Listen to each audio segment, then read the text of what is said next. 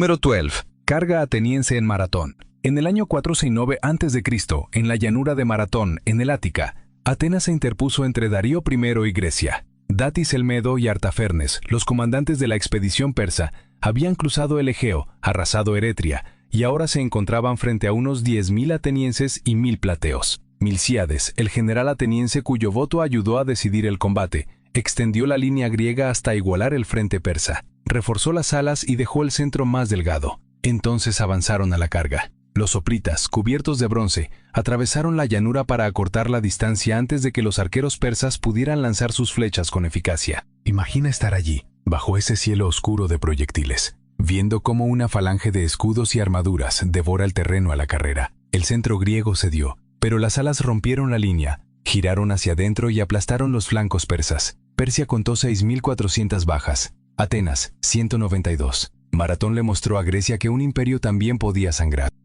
Número 11. Última resistencia espartana en las Termópilas. En las Termópilas, el frente de combate se estrechaba hasta unos 15 metros, una hendidura entre la montaña y el Golfo Malíaco, donde la superioridad numérica se ahogaba en el paso. En el año 480 a.C., Leónidas de Esparta condujo a una fuerza griega para cerrar las puertas calientes, mientras Jerjes I avanzaba hacia el sur desde el Helesponto con los ejércitos del imperio aqueménida. Imaginen al hombre a su lado sin espacio para retroceder, el mar a la espalda y un muro de lanzas frente al rostro. La caballería persa no podía desplegarse. La gran ventaja del imperio desaparecía dentro de aquel corredor. Incluso los inmortales quedaron obligados a entrar por la misma franja implacable. Entonces Efialtes de Traquis reveló el sendero de Anopea, y Leónidas dejó marchar a muchos aliados. Se quedó con 300 espartanos, unos 700 tespios y unos 400 tebanos. Rodeados en la colina de Colonos, resistieron con lanzas rotas y con las manos desnudas, hasta que los arqueros persas cubrieron la altura con una lluvia de flechas. No detuvieron la invasión, hicieron posible la victoria.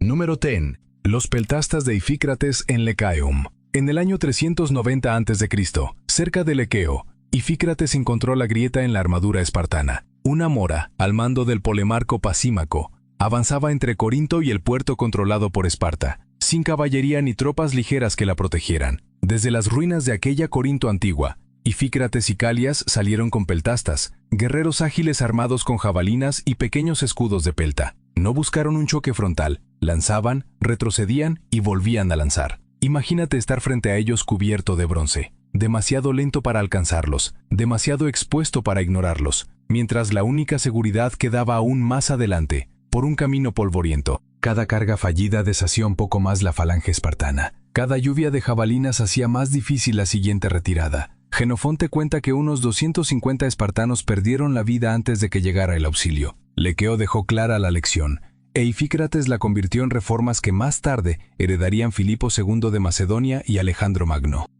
Número 9. La cuña de la caballería de los compañeros de Alejandro en Gaugamela. El 1 de octubre del año 400 a.C., cerca de Gaugamela, en el norte de Mesopotamia, Alejandro se enfrentó a Darío III. Su ejército, dirigido por macedonios, era más pequeño que la inmensa fuerza aqueménida que tenía delante. Alejandro colocó a la caballería de los compañeros, los Etairoi, en su ala derecha. A su alrededor dispuso tropas ligeras y jinetes de apoyo para proteger el golpe decisivo. Arriano describe la trampa con claridad. Alejandro avanzó en diagonal, arrastrando a la caballería persa hacia los flancos, hasta que el centro real empezó a estirarse demasiado. Entonces apareció la oportunidad, una abertura muy cerca del propio escuadrón de Darío. Los Etairoi formaron una cuña y se lanzaron hacia ese punto, con la punta por delante, concentrando toda la presión justo donde la línea persa menos podía resistirla. Imagina estar frente a esa formación, envuelto en polvo, sin espacio para retroceder. El centro cedió. Darío huyó. Babilonia, Susa y Persépolis quedaron abiertas ante Alejandro. La masa se había enfrentado a la precisión, y ganó la precisión. Número 8. Los pasillos para elefantes de Escipión en Sama. En Sama, en el año 202 antes de nuestra era, al suroeste de Cartago, Escipión el africano se enfrentó a Aníbal Barca en la batalla que decidiría la Segunda Guerra Púnica. Aníbal abrió el choque con unos 80 elefantes de guerra, una fuerza viva de impacto pensada para romper el orden romano antes de que avanzara la infantería. Pero Escipión había aprendido de Cartago a un precio terrible, desde Trebia hasta Canas, y encontró una respuesta simple: darles a los elefantes un camino por donde pasar. Sus manípulos no formaron un muro cerrado, sino calles abiertas entre las líneas. Los cornos romanos, los gritos y las jabalinas deshicieron la embestida. Algunos animales entraron en pánico. Otros cruzaron atronando por los huecos, acosados desde ambos lados por vélites y legionarios. El frente romano no cedió. Se convirtió en una trampa. Entonces Masinisa y Lelio regresaron con la caballería, cerrando el campo alrededor de Aníbal. En Sama, los elefantes cargaron primero y empujaron a Aníbal hacia la ruina. Número 7.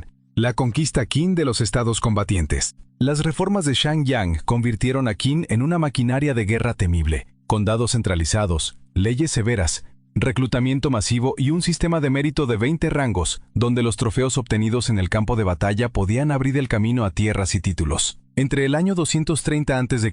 y el 221 a.C., el rey Zheng empujó ese sistema hacia el este desde Xiangyang. Han cayó primero. Zhao se quebró en el año 228 a.C. Después de años de presión y de la caída de Handan, entre murallas antiguas y ciudades exhaustas por la guerra. Wei fue superado en el año 225 a.C., cuando Wang Ben desvió el río Amarillo hacia Daliang, una inundación calculada que cambió el destino de una capital. Después llegó Chu, el gigante. Imagina enfrentarte a Wang Jian, general de Qin, con 600.000 hombres, formaciones interminables, campamentos de asedio y la orden de no precipitarse, sino desgastarte lentamente. Chu cedió en el año 223 a.C. Luego siguió Yan. Qi se rindió. El rey Zheng se convirtió en Qin Shi Huang y la conquista dejó de ser una campaña para convertirse en imperio. Bajo su sombra quedarían palacios, ejércitos de infantería, bronce, legalismo y los guerreros de terracota que aún vigilan su nombre. Número 6. Las dobles líneas de asedio de César en Alesia. En el año 52 a.C., Julio César encerró a Vercingetorix en el Oppidum de Alesia, una fortaleza en lo alto de la colina que suele identificarse con Alise-Saint-Reine, cerca del monte Auxois, en Borgoña. César convirtió la ingeniería en una sentencia. Sus legiones levantaron alrededor de la ciudad una línea de asedio orientada hacia adentro, de unas 11 millas romanas, aproximadamente 16 kilómetros, y dejaron a los defensores atrapados tras sus muros. Pero aquella trampa también era una apuesta. Un ejército galo de socorro venía en camino, así que César ordenó construir una segunda línea, esta vez mirando hacia el exterior, de unas 14 millas romanas, cerca de 21 kilómetros. Fosos, torres de vigilancia, terraplenes, empalizadas de madera, estacas afiladas y zanjas ocultas transformaron aquellas colinas en una máquina pensada para frenar, desgastar y decidir destinos. Imagina estar entre dos ejércitos enemigos y confiar tu vida a un foso embarrado. Vercingetorix presionó desde dentro, las fuerzas galas cargaron desde fuera, las líneas romanas resistieron, y el futuro de la Galia quedó reducido a una trinchera romana.